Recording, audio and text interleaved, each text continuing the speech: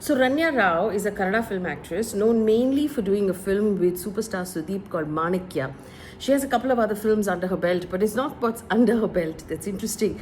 It's what's over her belt, because she was recently arrested in Bengaluru airport for smuggling gold worth about 12.5 crore rupees in bars that were strapped on her belt around her waist under her clothes. And these are the 6 most interesting things I found in this entire case. Now, point number 1, the modus operandi.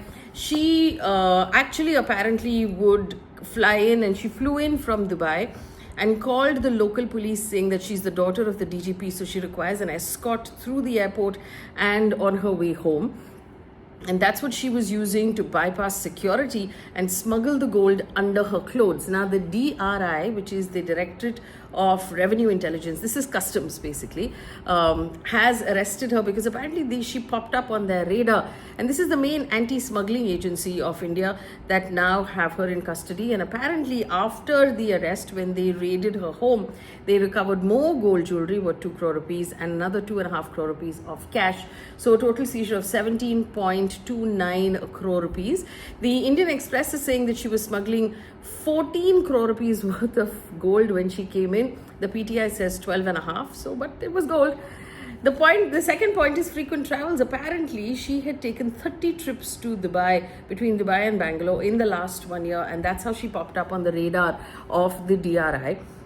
And according to a report in India Today, she was being paid about 1 lakh rupees per kilo of gold that she smuggled. And the report allegedly says that she was making 12 to 13 lakh rupees per trip. And a preliminary investigation has said that she was, moving the gold using modified jackets, strapping it to her body under her clothes. And for the last few weeks, she'd been under surveillance.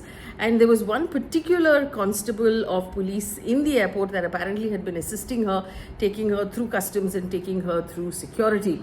The third point is her family connections. Now, not only did she have the glamour on her side, she's also the stepdaughter of a serving IPS officer who's currently Director General of Police, Karnataka State Police Housing Corporation.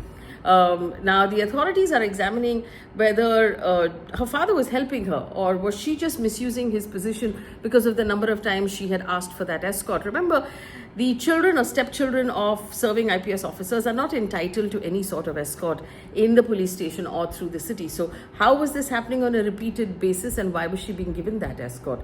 In the meantime, her father, DGP Ramchandra Rao, has distanced himself from his stepdaughter, saying she lives separately with her husband. I have nothing to do with her. Point number 4 is other associates who are under scrutiny. Now, her husband, Jatin Hukeri, is a Bangalore-based architect who also owns a popular bar. Apparently, they've been married 4 months ago and apparently taken frequent trips to Dubai together. So now the cops are also investigating Jatin's involvement in his movement. Point number 5 are her political links. Now, the local Kannada media is talking about the fact that one big political name has popped up in this investigation, although we don't know who it is. And apparently the local government, remember, Karnataka is run by the Congress party. They've said that no one is above the law, but we don't know who this no one is and what the extent of this entire smuggling network is. Finally, the legal proceedings. Ranya has been remanded to 14 days of judicial custody, but I expect that the ED is going to get involved, because the ED gets involved in money laundering, ill-begotten wealth that's moved around.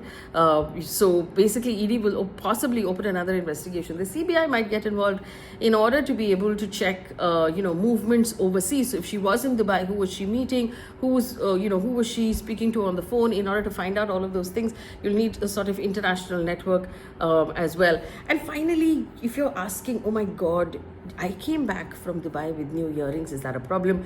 Remember that there is a limit that you can travel with. For male passengers, it's about 20 grams of gold, so 2 tholas. For women, it's 40 grams of gold.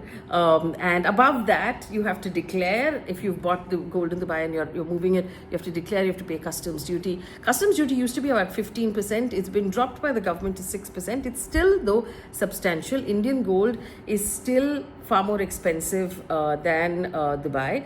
And of course, there is a lot of demand for gold. Remember, the exchange rate, the strength of the rupee will also make a difference.